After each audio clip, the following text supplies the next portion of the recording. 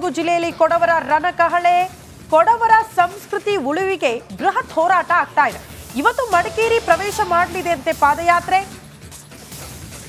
ಈ ಪಾದಯಾತ್ರೆಯ ಮೂಲಕ ಅದು ಮುಕ್ತಾಯ ಆಗ್ತಾ ಇದ್ದಂತೆ ಬೃಹತ್ ಸಮಾವೇಶ ಆಗುತ್ತೆ. ಆ ಮೂಲಕ ತಮ್ಮ ಶಕ್ತಿ ಪ್ರದರ್ಶನವನ್ನ ಕೊಡವ ಸಮುದಾಯ ಮಾಡುತ್ತೆ ಅನ್ನೋದ್ರ ಡೀಟೇಲ್ ಸಿಗ್ತಾ ಇದೆ. ಸರಿಸುಮಾರು 20,000ಕ್ಕೂ ಹೆಚ್ಚು ಜನ ಭಾಗಿಯಾಗುವಂತ ನಿರೀಕ್ಷೆ ಇದೆ ಅಂತೆ ಸಮಾವೇಶದಲ್ಲಿ. ಪ್ರಮುಖವಾಗಿ ಒಂದು ದೇಗುಲದ ಉತ್ಸವ. ಆ ಉತ್ಸವಕ್ಕೆ ಕೊಡವ ಸಮುದಾಯ ತಮ್ಮ ಸಮವಸ್ತ್ರವನ್ನ ಧರಿಸಿ ಬರೋದಕ್ಕೆ ಅರೆಭಾಷಿಕ ಸಮುದಾಯ ವಿರೋಧ ವ್ಯಕ್ತಪಡಿಸ್ತು ಅನ್ನೋ ಕಾರಣಕ್ಕೆ ಹೋರಾಟ ಪ್ರಾರಂಭ ಆಗಿದೆ.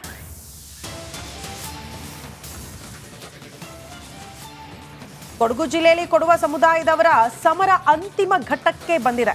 ಕೊಡವರ ಪಾದಯಾತ್ರೆ ಇವತ್ತು ಮಡಿಕೇರಿ ಪ್ರವೇಶ ಮಾಡುತ್ತೆ. ಹಾಗಾದ್ರೆ ಇವತ್ತು ನಡೆಯುವ ಸಮಾವೇಶ ಹೇಗಿರುತ್ತೆ ಆ ಕುರಿತ ರಿಪೋರ್ಟ್ ಇಲ್ಲಿದೆ ನೋಡಿ.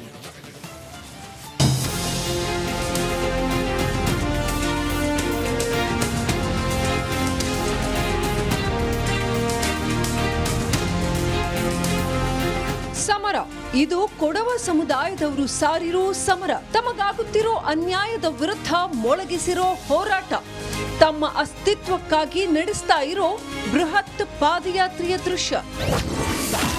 ಅಂತಿಮ ಘಟ್ಟ ತಲುಪಿದ ಕೊಡವರ ಹೋರಾಟ. ಇಂದು ಮಡಿಕೇರಿಯಲ್ಲಿ ಬೃಹತ್ ಸಮಾವೇಶ. ಕೊಡಗು ಜಿಲ್ಲೆಯಲ್ಲಿ ಇತ್ತೀಚೆಗೆ ವಸ್ತ್ರ ವಿವಾದ ಧಗಧಗಿಸಿತ್ತು. ಕಟ್ಟೆಮಾಡು ಮಹಾಮೃತ್ಯುಂಜಯ ದೇವಾಲಯಕ್ಕೆ ಸಾಂಪ್ರದಾಯಿಕ ಧಿರಿಸಿನಲ್ಲಿ ಬಂದ ಕೊಡವರಿಗೆ ಅಡ್ಡಿಪಡಿಸಲಾಗಿತ್ತು. ಹೀಗಾಗಿ ಕೊಡವರು ತಮ್ಮ ಅಸ್ತಿತ್ವವನ್ನ ಉಳಿಸಿಕೊಳ್ಳೋಕೆ ಶುರು ಮಾಡಿರೋ ಹೋರಾಟ ಇದೀಗ ಅಂತಿಮ ಘಟ್ಟಕ್ಕೆ ತಲುಪಿದೆ. ಫೆಬ್ರವರಿ 2ರಂದು ಜಿಲ್ಲೆಯ ಗಡಿ ಭಾಗ ಕುಟ್ಟದಿಂದ ಆರಂಭಿಸಿದ್ದ ಕೊಡವಾಮೆ ಬಾಳೋ ಪಾದಯಾತ್ರೆ ಇವತ್ತು ಮಡಿಕೇರಿಗೆ ಪ್ರವೇಶಿಸಲಿದೆ.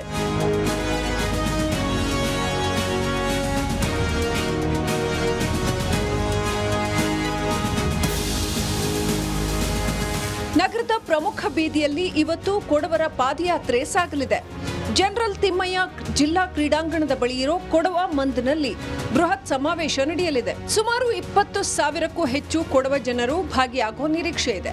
ಕೊಡಗು ಮಾತ್ರವಲ್ಲದೆ ರಾಜ್ಯದ ಹಲವೆಡೆಯಿಂದ ಸಾವಿರಾರು ಸಂಖ್ಯೆಯಲ್ಲಿ ಕೊಡವ ಸಮುದಾಯದವರು ಭಾಗಿಯಾಗಲಿದ್ದಾರೆ.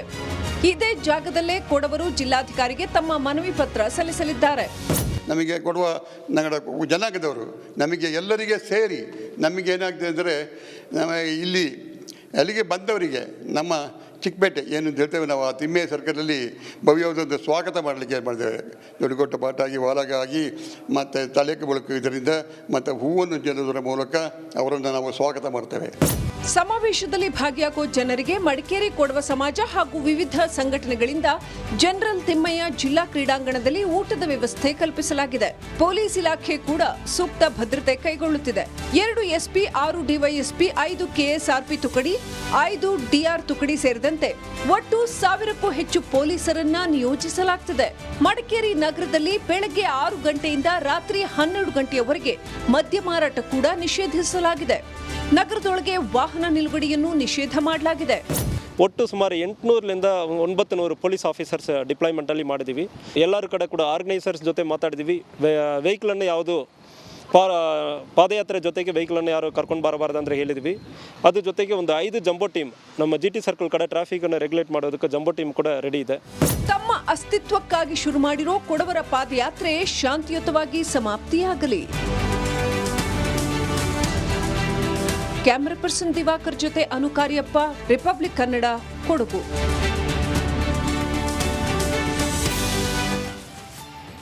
ಅನುಕಾರ್ಯಪ್ಪ, ಈ ಹಿಂದೆ ಫೈಟ್ ಆಗಿತ್ತು, ತಲೆಗೇಟು ಬಿದ್ದಿತ್ತು, ಆ್ಯಂಡ್ ಒಂದು ಸಮಾಧಾನ ನನಗೆ ಗೊತ್ತಿಲ್ಲ ಅದಾಗಿದೆ ಇಲ್ಲೋ ಅಂತೇಳಿ. ಇಂಥ ಸಂದರ್ಭಗಳು ಬಂದಾಗ ರಾಜಕೀಯದವರು ಬಂದುಬಿಡ್ತಾರೆ ಮಿಡ್ಲಿಗೆ, ನಂದಲ್ಲಿ ಇಡಲಿ ಅಂತ. ಅದು ಬಂತ ಧರ್ಮ ಹಾಳಾಗೋಗ್ಬಿಡುತ್ತೆ. ಇದು ಅವರವರ ವಿಚಾರಕ್ಕೆ ಸಂಬಂಧಪಟ್ಟದ್ದು. ಎಲ್ಲಿಂದ ಆರಂಭ ಆಗಿ ಎಲ್ಲಿ ತನಕ ಬಂದು ನಿಂತಿದೆ, ಎಲ್ಲಿ ತನಕ ಹೋಗ್ಬೋದು ಅನುಕಾರ್ಯಪ್ಪ?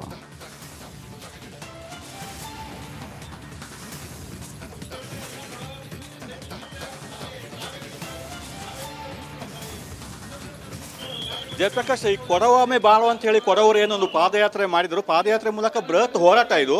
ಫೆಬ್ರವರಿ 2ಕ್ಕೆ ಕೊಡಗು ಜಿಲ್ಲೆ ಗಡಿ ಭಾಗವಾದ ಕುಟ್ಟದಿಂದ ಆರಂಭ ಮಾಡಿರೋದು. ಇವತ್ತು ಅಂತಿಮ ದಿನ, ಅಂತಿಮ ಘಟ್ಟ 6ನೇ ದಿವಸ. ಇವತ್ತು ಬಂದು ಮಡಿಕೇರಿಗೆ ಪಾದಯಾತ್ರೆ ಬಂದು ಸೇರುತ್ತೆ ಮತ್ತು ಇಲ್ಲಿ ಸಮಾವೇಶ ಆಗುತ್ತೆ. ಈಗ ನಾವು ಮಡಿಕೇರಿಯ ಜನರಲ್ ತಿಮ್ಮಯ್ಯ ವ್ರತದಲ್ಲಿದ್ದೀವಿ. ಇಲ್ಲಿ ಬಂದು ಸೇರ್ತಾ ಇದ್ದಾರೆ ಸಾಕಷ್ಟು ಕೊಡವರು ಈಗಾಗಲೇ ಬಂದು ಹರಿದು ಬರ್ತಾ ಇದ್ದಾರೆ ಅಂತ ಹೇಳ್ಬೋದು.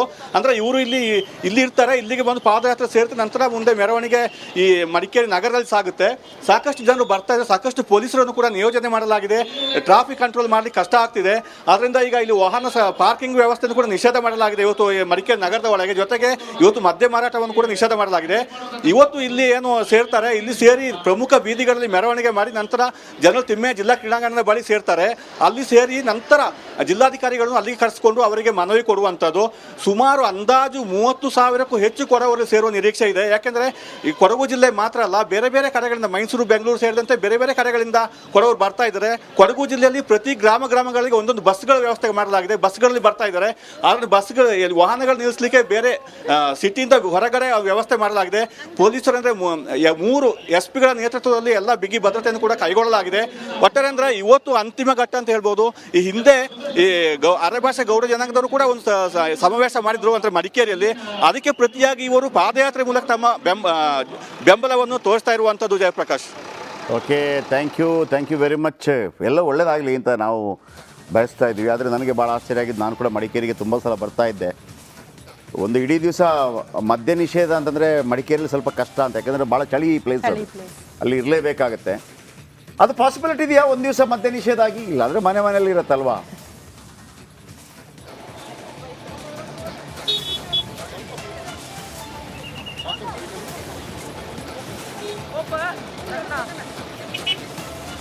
ಜಯಪ್ರಕಾಶ್, ಸಾಕಷ್ಟು ಜನ ಸೇರುವ ಒಂದು ವ್ಯವಸ್ಥೆ ಇರೋದ್ರಿಂದ ಎಲ್ಲಿಯೂ ಅಹಿತಕರ ಘಟನೆ ಕಾರಣ ಆಗಬಾರ್ದು ಅಂತ ಹೇಳಿ ಮದ್ಯ ನಿಷೇಧ ಮಾಡಿದ್ದಾರೆ.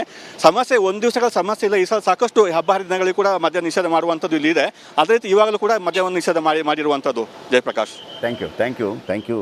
ಬಟ್ ಮದ್ಯ ವಿಚಾರವಾಗಿ ಅಲ್ಲಿ, ಯಾಕಂದರೆ ಮಡಿಕೇರಿಯಲ್ಲಿ ಆ ಕಾರಣಕ್ಕಾಗಿ ಆಗುತ್ತೆ ಅಂತೇನಿಲ್ಲ. ಅಂದರೆ ಅದೊಂದು ಬೇಕು, ಒಂದು ಫಾರ್ಮಾಲಿಟಿಗೆ ಅದು ಮಾಡಿದ್ದಾರೆ ಅಂತ. ಯಾಕಂದರೆ ಅಲ್ಲಿ ಮದ್ಯ ಕುಡಿದು ಹಂಗೆ ಉಚ್ಚಾಟಗಳೆಲ್ಲ ಇರೋದು ಅಂಥದ್ದೇನು ಇರೋದಿಲ್ಲ. ಯಾಕಂದರೆ ಅವರೊಂದು ಸಿಸ್ಟಮ್ಯಾಟಿಕ್ಕಾಗಿ ಅದೊಂದು ಅವರ ಆಹಾರದ ಅವಿಭಾಜ್ಯ ಅಂಗವಾಗ. ಈಗ ಶೀತಲ ಪ್ರದೇಶಗಳಲ್ಲೆಲ್ಲ ನೀವು ಮದ್ಯ ಕುಡಿಯೋದಿದ್ರೆ ಆಗೋದೇ ಇಲ್ಲ, ಅವ್ರ ಬದುಕಕ್ಕೆ ಆಗಲ್ಲ ಅನ್ನೋಂಥ ರೀತಿಯಲ್ಲಿ.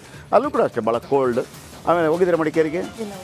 ಮಡಿಕೇರಿ ಭಾಳ ಏನು ಪನ್ನಿ ಕರಿ ಮತ್ತು ಅಪೋಸಿಟ್ ನಮ್ಮ ಕಡೆ ಬಯಲು ಸೀಮೆ ಸಖತ್ ಹೀಟ್ ಇರುತ್ತೆ. ಈಗ ಅಲ್ಲಿ ಫುಲ್ ಕೋಲ್ಡ್.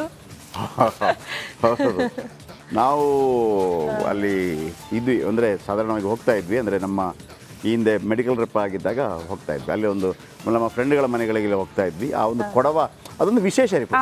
ನಾನು ಹೇಳಿದ್ನಲ್ಲ, ಭಾರತದಲ್ಲಿ ಪಂಜಾಬ್ ಹೆಂಗಿರುತ್ತೆ, ಅವ್ರದ್ದೊಂದು ಪೇಟ, ಅವ್ರದ್ದೊಂದು ಡ್ರೆಸ್ಸಿಂಗು, ಅವ್ರದ್ದು ಒಂಥರ ನನಗೆ ಅದೇ ಫೀಲ್ ಆಗ್ತಾ ಇರುತ್ತೆ. ಆಮೇಲೆ ಅವರ ಭಾಷೆ ನೋಡಿ, ಆ ಕಡೆ ಮಲಯಾಳನೂ ಅಲ್ಲ, ಈ ಕಡೆ ಕನ್ನಡನೂ ಅಲ್ಲ, ಆ ಕಡೆ ತುಳುನೂ ಅಲ್ಲ, ಬಟ್ ಎಲ್ಲವೂ ಮಿಕ್ಸು. ಆಯಿತಾ, ಎಲ್ಲವೂ ಮಿಕ್ಸು. ಇದೇ ಥರದ ಭಾಷೆ ನಿಮಗೆ ಮಂಗಳೂರಿನಲ್ಲಿ ಬ್ಯಾರಿ ಭಾಷೆ ಅಂತ ಒಂದಿದೆ. ನಕ್ಕನಿಕ್ ಭಾಷೆ ಅಂತ ಕರಿತೀವಿ ನಾವು, ಬ್ಯಾರಿ ಭಾಷೆ ಅಂತ. ಅಂದರೆ ಅದು ಮಲಯಾಳಂ ಅಲ್ಲ, ಆ ಕಡೆ ತುಳುನೂ ಅಲ್ಲ, ಆಮೇಲೆ ಆ ಕಡೆ ಕನ್ನಡನೂ ಅಲ್ಲ, 3 ಮಿಕ್ಸ್ ಆಗಿ ಒಂದು ಬ್ಯಾರಿ ಭಾಷೆ. ಎಂದಲ ಭಾವ, ನಕ್ಕನಿಕ್. ಈಗ ಇವರೆಲ್ಲ ಸಾಧಾರಣವಾಗಿ ಹ್ಯಾರಿಸ್ ಇವರೆಲ್ಲ ಮಾತಾಡ್ತಾರೆ.